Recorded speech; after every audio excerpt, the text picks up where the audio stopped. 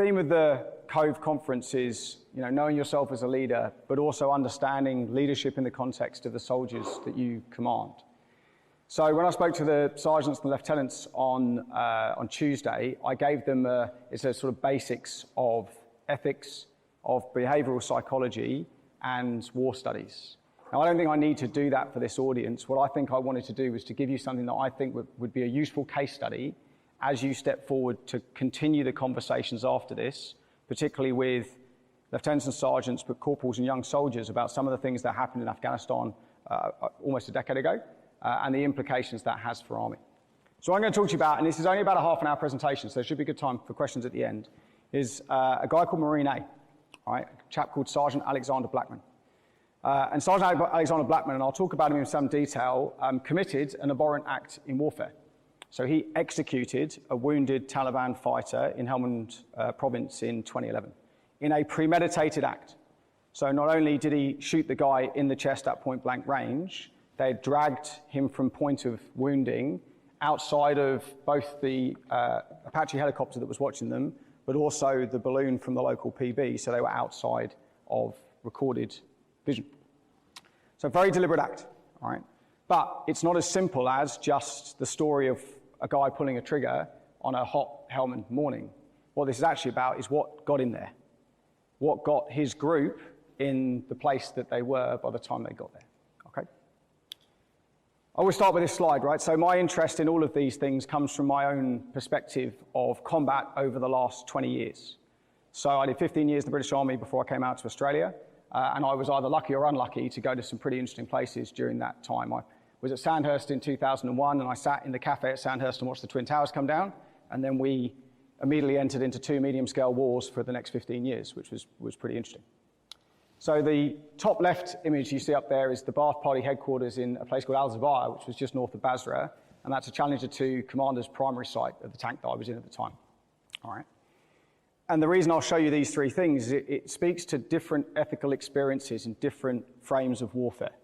So as warfare changed and evolved, the way that impacted on people changed and evolved. So the first one, going across the border from Kuwait into Iraq to invade another country, is what you might call ice bucket ethics. So you went from no ability to apply violence to the very reason, as an armoured battle group, you were there was to kill other armour in sort of 24 hours and just the stroke of a pen and the release of rules of engagement. All right, so kind of ice bucket ethics. And the reflection is that we weren't very prepared for it. We hadn't really thought about it. As a young troop leader, I hadn't really thought about it that much. The middle image is 6 months I spent in Afghanistan in 2011 working for a Special Forces task force conducting kinetic strike operations. So for long periods of time, we would observe individuals on a high priority list, and once conditions were met, we would then apply lethal force against them using air-delivered munitions of various sorts. So all done from great safety inside a FOB or a PB, and at no risk to ourselves, and then once you've done it, you go and have dinner, and then you come back and do it again. It's a very different form of warfare, and it's what you might call the ethics of disassociation. You were very far away from the violence you were applying, very different to the first time. Actually harder, because you couldn't feel the visceral impact of what you were doing at the time because it was so distant. And then the third one at the bottom is commanding a reconnaissance force in Afghanistan for about 9 months in 2013, 2014, where we were out and about the whole time. And so every 4 days we'd go on an op and we'd spend time on the ground surrounded, behind enemy lines and surrounded by Taliban and doing various bits and pieces. And that was really the sort of dehumanizing impacts when you spend a long time surrounded by people who really are trying to kill you all the time. And how do you deal with a populace that you can't necessarily disassociate from that group of people? So that really got me interested in behaviors in warfare, and also just trying to come up with understandings of two real things. Ethics is not theoretical, it's applied. This is what we talk about. It's applied behaviors, it's applied ethics. We're trying to make ourselves better warfighters by knowing about these things and understanding them. So applied military ethics, but also normative military ethics. How do you control people's behaviors in warfare? Okay, everyone happy? Cool. When I came back from those experiences, I was very lucky to go to the British Staff College, and I met these two guys. This is a guy called Steve Hart on the right-hand side. One of the reasons I'm interested in Sergeant Blackman is that Steve Hart knows him well as a Royal Marine. He mentored Afghan Special Forces for a long time, and he and I had some similar experiences and started to talk about it. The guy on the left is a guy called David Wetham. He is a moral philosopher. I like moral philosophers. They're not very good at parties, but they're really good to talk about things that happen in operations and pull stuff apart. Of note, he wrote the chapter on command culture in the IGADF inquiry. So there's lots of links that come out of that. Right. So we were at Staff College, we sat down to pull this apart, and we came up with the idea that there's three things that drive people's behaviors in warfare. And this makes the frame for what I'm going to talk to you about. Okay? So the three things that drive behavior in warfare, and this is what I spoke to the lieutenants and sergeants about, are individual agency, so your own character, your belief systems, how you were raised, what your parents told you when you were younger, your own psychology in a Freudian sense of what your own psychology looks like. The second thing is the situation. And we'll talk about situation a lot with Al Blackman, because it was a very difficult one. But the impact of the situation on your behavior, as all of your reference points about how things should work start to split apart in warfare. And the third one is group culture. And my overriding conclusion to all of this is that group culture is the most important thing. It's either the biggest gateway to or the biggest defender against abhorrent behavior in warfare. So that's the frame we're going to talk about. Does that make basic sense to everybody? Everyone sort of nods and goes, yeah, that makes sense. Kind of get where you're coming from. Great. So really what this is a bubble of three things. It's moral philosophy, it's behavioral psychology, and it's war studies. So it blends these three themes together to try and look at real life things. So I'm going to talk to you about this guy. Okay, so this is Sergeant Alexander Blackman. As I said, Alexander Blackman committed an abhorrent act. So he executed a wounded Taliban fighter. But this isn't just about him, okay? What I'm going to ask you to think about as we go through this is this: how Blackman's case, so this is a case study-led presentation, is an example of the impact of 15 years of persistent war on ethical decision-making. Okay, he was a product of that war over the period of time that it had lasted. It's a tragic theatre of lessons that reaches from the hidden risks of coin through the psychological impact of constant conflict, and then as far as the strategy as to how we build theatres. And one of the big lessons I try and get across to people is that we think that ethics is an individual problem. We teach ethics to individuals. We think we fix ethics at the individual level. That's wrong. We fix ethics at the strategic level, in the manner in which we choose to apply force and the way we design theatres through things like detention operations, through things like rules of engagement, things like that. Okay? So who is Alexander Blackman? All right, who here is a warrant officer? How many warrant officers have we got here? Okay, so Alexander Blackman is you 5 years ago. All right, absolutely you. Okay?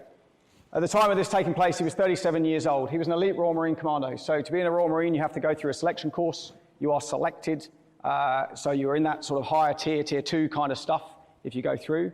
And he was exceptionally experienced as a Royal Marine. He was combat experienced. He'd been to Iraq 2003 for the invasion on the Al-Faw Peninsula. He'd been back in 2004 pretty much straight away, and then back in 2006. And for those who know Iraq in 2006, that was a pretty nasty period of time in Iraq in 2006, particularly when you're a Royal Marine, as in you are front line, doing the forward line stuff, okay? He'd also been to Afghanistan before in 2007, right at the start of the operation, which was very positive. In 2007, this is going to be without a shot fired. You know, we'll do this without a shot fired. He was one of the first guys to experience how wrong that was when they fired 1.5 million bullets in the first 12 months of operations.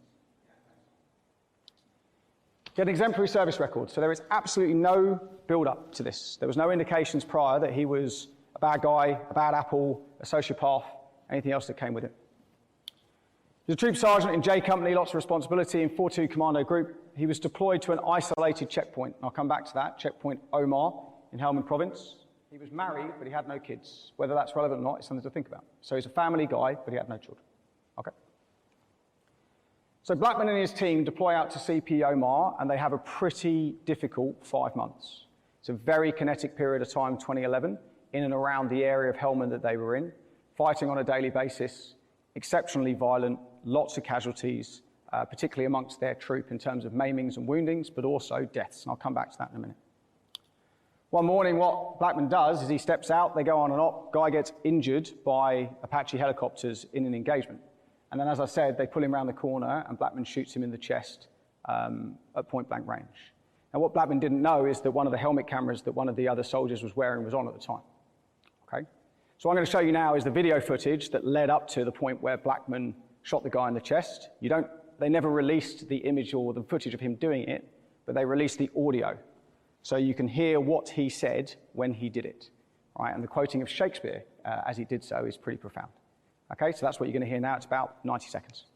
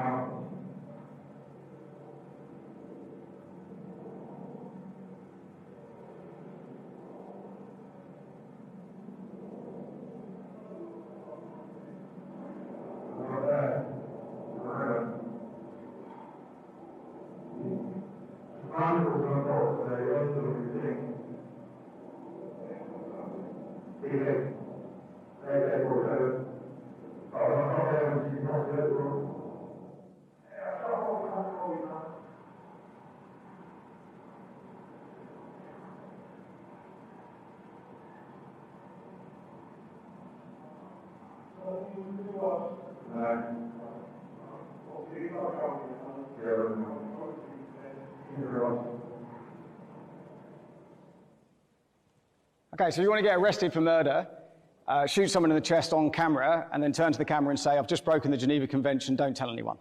Right? One of the best ways to get arrested for murder. Okay? But the story doesn't end there, and there's multiple layers to this. Okay? So they go back, one of the guys sends some stuff to be developed. In fact, they raid his house for some other reason. They find the footage on a computer, and Marines A, B, C, and D are arrested. Okay? Marines B, C, and D have charges dropped. Marine A, Blackman, goes to trial for murder and is found guilty.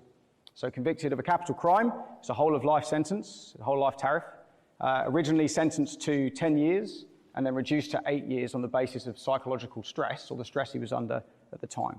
There is no parole period for a determinate tariff, it's a determinate sentence, okay? However, he goes to prison, but in 2013 to 2016, there's a huge public campaign for his release, okay? He is led principally by his wife, supported by lots of Royal Marine associations that draw together a huge amount of money. And that huge amount of money is then used to fund a very, very eminent QC, lawyer, barrister, who gathers additional evidence about the psychiatric nature of Blackman when he was conducting his operations. And it goes back to the Supreme Court for review on the basis of new psychiatric evidence. In March 2017, the Supreme Court overthrew the conviction, and they replaced it from murder to manslaughter by reason of diminished responsibility. Okay? So they resentenced him to 6 years with time already served and a half tariff based on a non-life tariff sentence, because manslaughter is not a life tariff sentence. He's then released. So in April 2017, Blackman is released after 3 years and reunited with his family. Okay? So why did they overthrow the conviction? And this is important. So the conviction was quashed on the basis of the evidence of 3 psychiatrists, these 3 guys here. One of them, the guy on the left-hand side, is a Royal Navy psychiatrist who had done about 4 years service in Afghanistan, so was hugely experienced as to what had gone on inside the country. And they said these things. They said that Blackman was suffering from an adjustment disorder, it's a diagnosed mental health condition, of moderate severity at the time. This disorder was capable of substantially impairing his ability to form a rational judgment or exercise self-control. And then they gave a number of reasons as to why that was. They looked at the environment, the situation, back to my first slide, as to what he was in. He was in a hyper-violent situation. There was an IED exploding in their AO every 19 minutes at the time. Other Marines inside his platoon had been killed by the Taliban. Their bodies had been captured, and the Taliban had cut their arms and legs off and hung them in trees around the CP that they were in. Blackman's platoon commander had been killed about a month and a half earlier, so Blackman was then in command of the CP on his own. His father had died before he left, and when he went back on Rockall, the one thing he had to do on Rockall was scatter his father's ashes after the funeral, at which stage, after his 2 weeks of doing that, he then went back to theatre and cracked on. About a week before the incident, Blackman had almost been killed in a grenade attack by the Taliban. So he'd been in a trench, grenade had come in, it detonated just far enough away that it didn't kill him. But he had had a very, very close near-death experience about a week before. And as a result, he had developed an absolute loathing, a disgust for the Taliban around him. And they said these were all the contributing factors that led to him manifesting an adjustment disorder, a diagnosable mental health condition. So the Supreme Court conclusion when they came to the judgment was this. They said the decision to kill was probably impulsive, and the adjustment disorder had led to an abnormality of mental functioning that substantially impaired his ability to exercise self-control. And that is despite the clear premeditation of the act, the fact they moved him around the corner, all the other bits and pieces. They said that was still impulsive. They said it impaired his ability to form a rational judgment about the need to adhere to the standards and moral compass as set by the armed forces. And as such, he could not be guilty of murder and had to be found guilty of manslaughter by reason of diminished responsibility. So why should anyone care about that other than Alexander Blackman? Why should you care about that? Well, for me, this is a really interesting case, both because of what happened there, but also the legal outcomes at the end of it. And there are legal lessons, tactical lessons, cultural lessons. I'm going to take you through each one of those. Make sense? Cool. Okay, legal aspects. This might prove interesting over the next 5 to 10 years. Okay. So, diminished responsibility in combat. Do we think that diminished responsibility in combat is an often used defense against murder on operations? What do we think? So people who have committed murder on operations, do you think their first defense is, I was in combat and therefore I was out of control of my actions? Any views? So the answer is no. Very rarely, particularly in the last 20, 30 years, has this been used. Okay?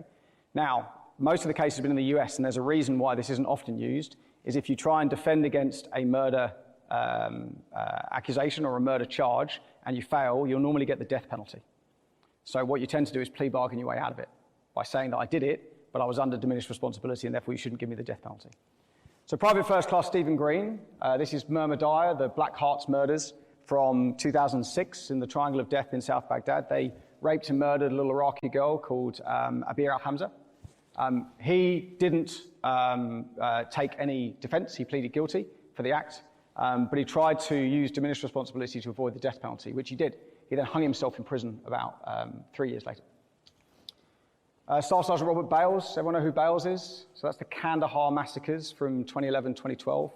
Bales went out of his CP, killed 16 Afghan local nationals in the local village, went back to get more ammunition halfway through to go back and sort of finish the job off. Again, he pleaded guilty. He didn't plead diminished responsibility, but he did later say it mitigated his actions to avoid the death penalty. The only guy recently who's tried to do it is a guy called Staff Sergeant Chip Frederick. So he was the shift commander in Abu Ghraib. He was essentially the NCO in charge of Tier 1 Alpha, the night shift at Abu Ghraib, the guys who did all the prison abuses. So his psychotherapist said that the Zimbardo defense, this is Philip Zimbardo, who did the Stanford prison experiments, he said that Chip Frederick was out of control of his actions because of the situation he was in, and that the normal person might have reacted as Frederick did. Now that failed in court, and Frederick was found guilty and sentenced to 8 years. So this really is the first time in a long time that a defense of diminished responsibility has been successful, where someone has argued, I did evidently an act of murder, but it can't be murder, it was manslaughter because I was diminished of my responsibilities through combat stress. What's really important is the testimony of this psychiatrist. He said 20 to 25% of combat troops in Iraq or Afghanistan at some point suffer from a mental health difficulty. That's 25% of combat troops. About a third of those diagnosed were adjustment disorders. All elite troops are trained to withstand stress. Everyone has a breaking point. He'd done 4 years in Afghanistan, so he knew what he was talking about. But if you put that into context, you're probably talking of a 10,000 strong force, maybe 2,000 of them who could arguably say they're not in control of their actions at any given time. So in legal aspects, that's quite profound, all right? And that has set precedents, Supreme Court judgments. So it'll be interesting to see how that plays out. And you've got to think about whether you agree with that. You know, in the time after, as you're managing some of the things that you might be managing, how do you feel about it? Okay. So how legally responsible and accountable can we hold our soldiers when they're in theatre? It's up to the organisation to tell you that to a certain extent, and we always hold people, we are responsible for our own actions, but where do the mitigations lie? So, tactical lessons that come out of the Blackman line. This one for me is really interesting, okay? The reality is that Blackman was where he was inside an isolated CP Omar, because we put him there. And we put him there because of doctrine. So everyone should be aware, the rewriting of the Counterinsurgency Field Manual, FM 324, around about 2006 by David Petraeus, everyone kind of tracking that. And that was then the surge in Iraq, and that then bled out to all the Five Eyes communities about how we conduct counterinsurgency. And one of the core concepts that was in that was being amongst the people, what we call the ink block concept. Okay, so the ink block concept required you to put small groups of people in isolated CPs and create protected ink blots that would then kind of put up together. We ran a huge amount of intelligence-led operations. Well, in order to do intelligence-led operations, you have to do detention operations. So suddenly you're into mixing in with the local community in very, very, very adverse situations all the time. So some of the situation that Blackman found himself in was because we put him there as part of a deliberate tactical model. When you talk about ethical stress, there's a number of facets of warfare that tend to enhance ethical stress. These are a few of them. So a big societal rift between the society you're from and the society you're fighting amongst, such as in Afghanistan. Isolation is a really, really big ethical stressor if you don't feel you have support and you're isolated all the time. Consistent fear of death, dehumanization of the enemy, and high casualty rates. All of these things come out across lots of case studies about things that create ethical stress. And what you find is it's those ethical stress points that lead to soldiers looking like that. And I suspect that Blackman probably looked like that when he conducted the act that he did. One of the lessons I gave to the corporals, to the sergeants and lieutenants is, if you're starting to see these things coming out of your soldiers, you're on really, really, really risky ground. So if you're seeing hopelessness, hatred, disgust, and revenge coming out of soldiers, you're into serious corruption and drift of ethical compasses. So the way we design our tactics has impacts, and it has impacts on the soldiers in which we put them in. It certainly had impacts on Blackman. As you go back through all of the case studies of sort of abhorrent behavior over the last 30 years, all of those things stand out. Isolation, high casualty rates, consistent fear of death, dehumanization of the adversary, constant threat. So Sergeant Bales, Kandahar, isolated CP on his own amongst an SF community that he wasn't part of and therefore was quite rejected from. It was his 9th combat tour. He had had a traumatic brain injury in the previous tour, probably should have never been there in the first place. Okay? Tier 1 Alpha, the night shift in Abu Ghraib. Abu Ghraib was about as horrendous a place you could get at the time. It was being mortared on a daily basis. Guys were getting blown up every night. There were only about 150 guards for 9,000 prisoners, and they knew that weapons were in the prison community. They just didn't know where they were. So you're constantly under threat of attack. The Marlow Massacre, C Company. Now, they'd only been in theatre 90 days, but they'd lost 26 people to snipers and booby traps over the 90 days they were in theatre. Okay, consistent fear of death. They hadn't seen the enemy. They just kept getting killed. And then Stephen Green and Murmur Dyer, the Black Heart story down in the Triangle of Death in South Baghdad was a horrendous, horrendous place to be at the time. They were foot-clearing major routes of IEDs on a daily basis, and guys were getting blown up on a daily basis. They had no capability to do it other than by eye, and that's what they were doing. So all of these patterns come out. So you start to analyze the situation you're in and where you end up. Now, there are things you can do, okay, and as OCs and Sergeant Majors, this is your business. All right? And there's a number of things we can do to put in place. So things like careful isolation. How long do we isolate people for before we start rotating them back into a safe place? In the First World War in the trenches, you'd only spend 19 days in the trenches before you'd be rotated out for a break. Okay, we now persistently put people in 365-day combat. Have we resourced them sufficiently? So the changeover between the previous organisation and 4-2 Commando, the CP manning went from 28 to 16 on the rollover. So they're trying to do it with 16 people. Everyone thinks Rockall's great, apart from when it sucks a quarter of your force away all the time, because you're running an air bridge. Field defences, have you got them to the case that they can be safe? How often do you rotate? How much peer support is there? And have we got any padres in the room at all? How much pastoral care are we giving people? So there are great tactical lessons that can come out of a case study like this that we can apply in theatre to avoid going down where Blackman found himself. Really important is coherent leadership. All right. Blackman is at the bottom there. He had a platoon commander. He had a CO, a guy called Lieutenant Colonel Ewan Murchison, who he didn't get on with very well. Okay.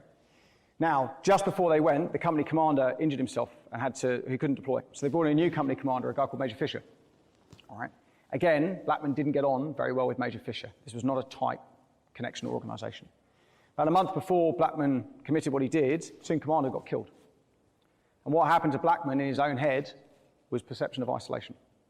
He deeply felt that he had been abandoned by his chain of command. Now, the inquiry afterwards said he hadn't.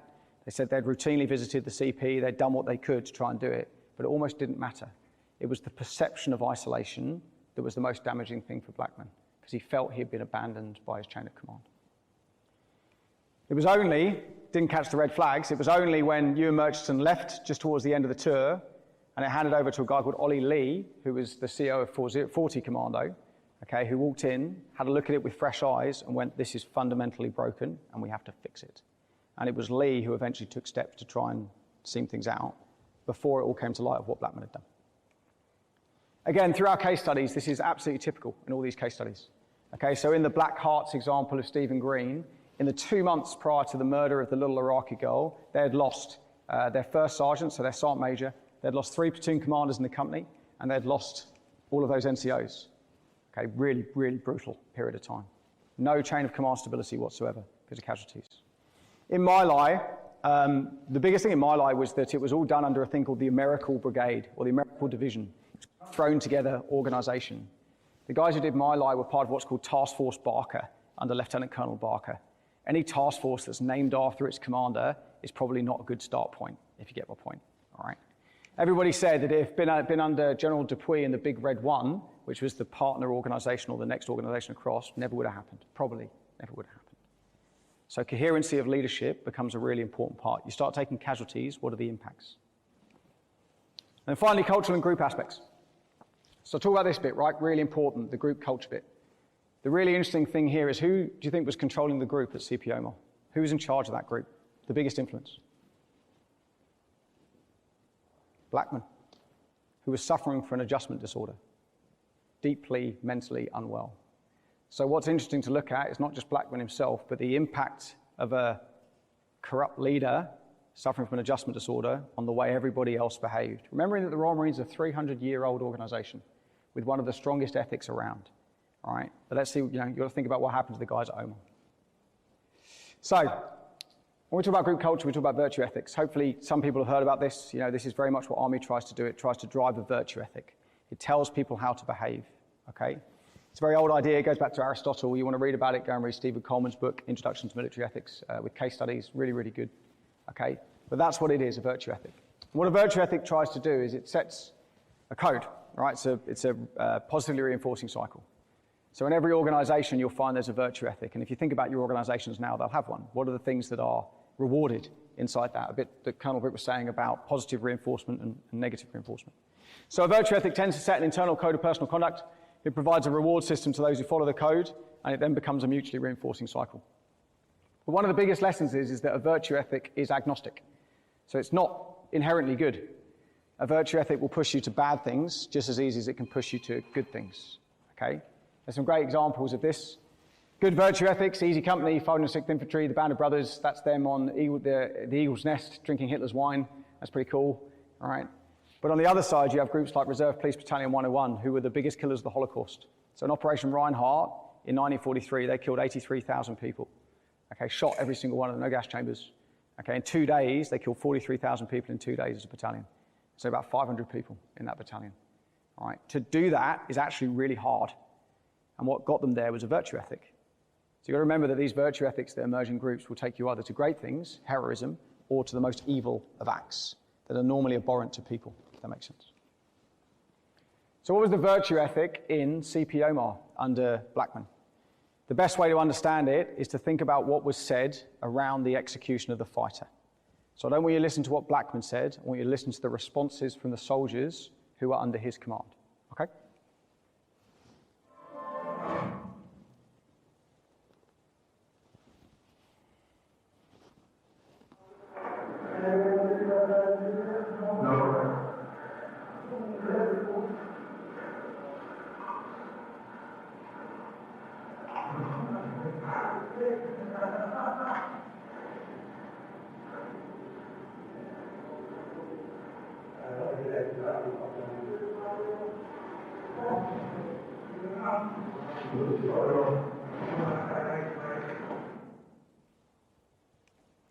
We go back to Blackman's first words, or last words. Obviously, it doesn't go anywhere, fellas. I've just broken the Geneva Convention. Imagine your company commander, your colleague, your CO doing that. And the response was, yeah, roger, mate. No dramas. So how do they find themselves there? None of them went there acting like that. I doubt that was part of their pre-deployment training. Do you know what I mean? So what was it like in CPOMAR? And this is where, when you find yourself in these positions, you take a step back and you go, what is it like in our CP? How do we find ourselves in this position? So there's 16 guys in CPOMAR. Put a wrap around it. That was their world. All right? That was their world. There is nothing else. Okay? Sitting around that is all of the violence, all of the hatred, all of the disgust for the local populace, the death of their platoon commander, the maiming of their colleagues, the death of their interpreter, everything else that came around it. On top of that is a sense of deep isolation from their chain of command, a perception that they've been abandoned. And on the top of that is a man suffering from an adjustment disorder who's in charge of what they do. Okay? Huge red flags should have come up, but they weren't picked up, not until Ollie Lee came out. Okay? So you're part of these groups. You'll go to places like this. You're inside the bubble. How do you break out of it? You know, how do you step away from that bubble and get people to look in it and say, this is what your behavior is like? I was concerned about what was going on in that area, and I have made those concerns clear. Clearly wasn't alone. The internal report into the murder cites 42 Commander's culture was received by many to be orderly resident. Moral disengagement of Sergeant Larkin and members of his multiple. There was showing evidence of moral regression, psychological strain and fatigue, and Sergeant Larkin allowed professional standards to slip to an unacceptably low level. Another oil marine close to that unit told Channel 4 News they were used in the past. It was all about getting the rounds down, smashing the enemy, counterinsurgency wasn't mentioned. And he too had warned commanders, these guys are going feral. It's really interesting. One of the questions I got from the sergeants was about warrior culture. You know, do we not think there's positive natures to warrior culture? I suspect 42 Commando had a warrior culture. They didn't need one, they needed a surgical culture. They needed a counterinsurgency culture. Now that's what Ollie Lee brought at 42 Commando, and that was the change. So some final thoughts. So Blackman, all right, Blackman's a really interesting guy to look at, and I looked at Blackman for professional interest. You know, I sat down and had a look at it because I felt it was a good way of pulling these things apart. All right, and I recommend that it's a great case study to take to your soldiers and say, why don't we talk about Alexander Blackman? You know, we're like him. He wasn't a bad guy. You know, I remember when we talked about what happened recently, and my wife's a lawyer, and you know, I said to her, you know, she said to me when she used to work for the Department of Public Prosecutions, there were two things they looked at. Is this bad people doing bad things, or is this good people doing bad things? That was kind of the foundational principle of what they looked at. Alexander Blackman wasn't a bad guy before he went, but he did bad things when he got there. And he was held accountable. So even though he was not convicted of murder, and he was convicted of manslaughter by reason of diminished responsibility, that is still a serious crime. Okay, and he served time for it, and he served 3 years in prison for it. And ultimately, we have to hold people accountable for their actions. When people talk about how do we look at recent events, well, the reality is that the law is very clear. If you are believed to have committed murder, you'll be tried for murder. Now, after that, you bring in mitigations, you bring in other bits and pieces, just like they did with Alexander Blackman. Okay, but people are legally accountable. That is the basis of our system. Big question for me I was in Afghanistan around about the same time. All right, the big question for me is who's guiding the moral compass of these organizations? And one of our biggest challenges is we tend to fight in huge coalitions now. So who was guiding the outcomes we came through? None of this is simple. It's all incredibly complex. We don't work in simple environments anymore. So, you know, there's 132,000 troops inside that, and you've got partners as different as Turkey and Armenia inside there. Groups of people who have not always got on over that time. So who's guiding the compass? One of the scariest things for me about working for ISAF was that by the time we got to the end of it, I think ISAF was making decisions just because it existed. It was killing things just because it existed. It wasn't doing it really for a purpose. It was just a machine that kept going, if you know what I mean.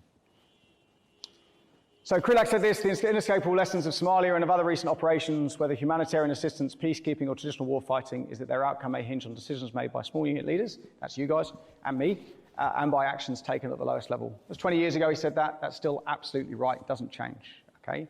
The reason is that our moral authority to apply violence for political reasons is based on morality. It's based on doing the right thing in war. That's why we have to adhere to the Geneva Conventions and all the other bits and pieces that comes with it. The problem is that when people do stuff like that, that's Lindy England dragging a Iraqi prisoner around like a dog at Abu Ghraib in 2003. It very quickly goes from being that to murals on the streets of Tehran that proves that we don't have the moral authority to apply force. We're just hypocrites in the manner of which we apply ourselves. So a guy called Colin Gray said this, he said, ethics are a survival necessity, not a luxury. We can't choose to be an ethical force. We are an ethical force, we have to be, because we're a liberal democracy.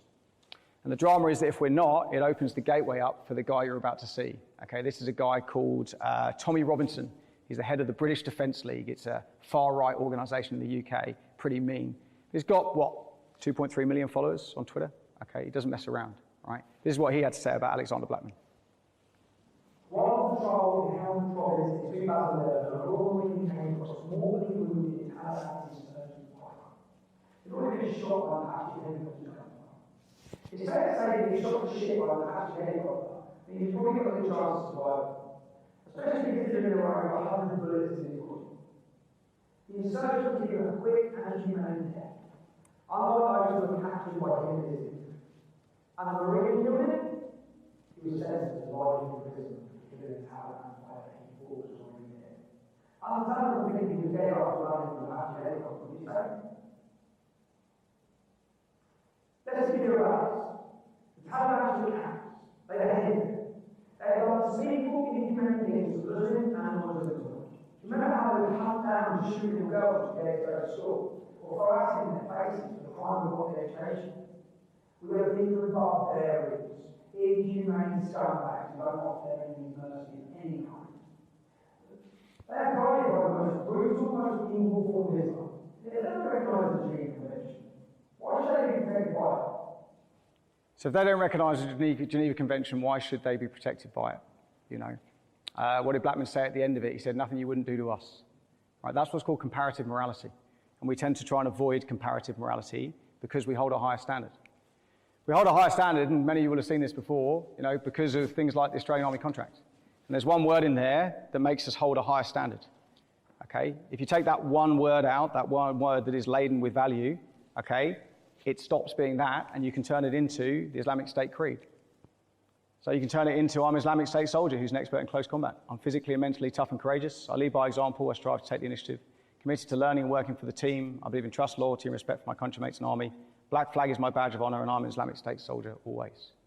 The only word I've taken out is compassion, because that's a value-laden word. It's the thing that means that we respect human life. All right. When you go into value sets, and these are a series of defense value sets, including our own ones, those are the words that are laden with value. Now, sometimes we have to talk to soldiers about these in much more detail. What do we mean when we talk about integrity? What do we mean when we talk about respect? The reality is we actually mean the grounding of values of life and liberty. We take life, but we understand the cost of it when we do so. Okay. So we'll come up to leaving the final words up to Alexander Blackman himself in a second. You know, the sad truth is that most evil is made up of people who never make up their minds to be good or evil. Did Blackman make up his mind to be good or evil before he went out to Afghanistan at that time? As Nancy Sherman said, a large part of evil consists in its novelty. If it has been pondered beforehand, the blow is gentle when it comes. I don't know why exactly I did it. Still, at the moment, I think it's the best description I can use. It's not exactly the premise of the more hindsight is a wonderful thing, and given especially what's happened to us in our life, if you go back, you would change it. If you had time machine and could go back and do things differently, you absolutely would. And the final really interesting point is one of honour. Okay? So when they got to the final statements in the Supreme Court review of the case, Al Blackman's wife put across in her statement that the thing that Al considered to be the cruelest punishment was that he was dismissed from the Royal Marines in disgrace when he was convicted of murder. The Supreme Court made the following judgment. They said, in the light of the appellant's outstanding service prior to the killing of the insurgent, there should be no question of dismissal with honour. And they reinstated him back into the Royal Marines and then honourably discharged him from the back of it. So what they said at the end of the Supreme Court judgment was that, yes, his actions had been criminal, but they hadn't been dishonourable. Pretty interesting thing to think about. Honourably spoken out today in the hope that the organisation be still last can learn tough lessons about the pressures counterinsurgency places on leaders as well as them. This is an incredibly sad event, but it's not an event that untakes 350 years worth of highly distinguished history. My sad suspicion is that the battlefields of the future will only become more complex and difficult than those of today, because many aren't very complex and difficult.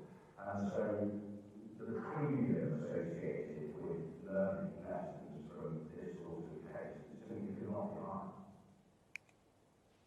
So there you go. That is the story of Alexander Blackman. Does anyone have any questions, if we have time?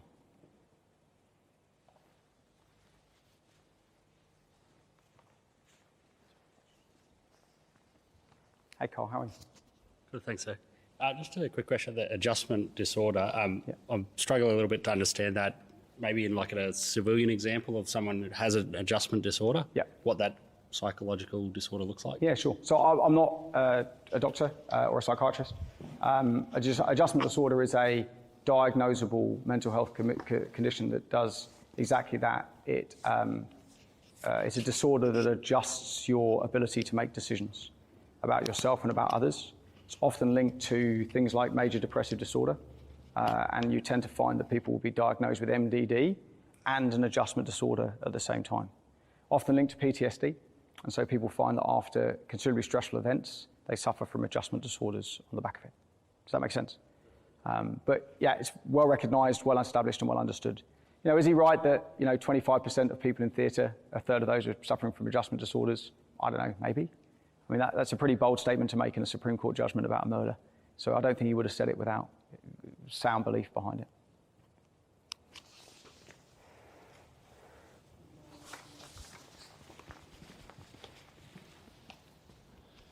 G'day. I just find it hard that a lot of the times when we review this, the people aren't put in this situation, like in Rwanda, having boy soldiers shoot people like 2 rows in front of me, and our ROE, we could do nothing. You have a different perspective when you see something like that, and the feelings that people have and the raw emotion can really, it changes your whole perspective on the battlefield.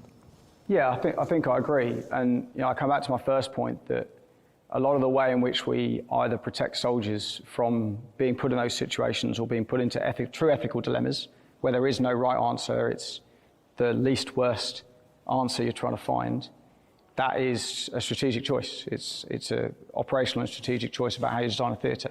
What are the national caveats? What are the rules of engagement? Go and read Romeo Dallaire's book, Shaking Hands with the Devil. He's very much about, we wanted to act and we wish we could, but we weren't established to do so. There wasn't the framework. And arguably they actually almost legitimised the massacre by being there in the first place. So what are the second and third order effects of the way we think about things? Now that's discussions for colonels, if I'm honest, you know what I mean? But equally we live the results of those, and therefore the loop we've got to push up is that, if you design it like this, experience would say it's going to end there. It's also a conversation to have with the Australian public. If you send people off to go and do what they did for a long period of time, don't be surprised if the outcome eventually is things like this.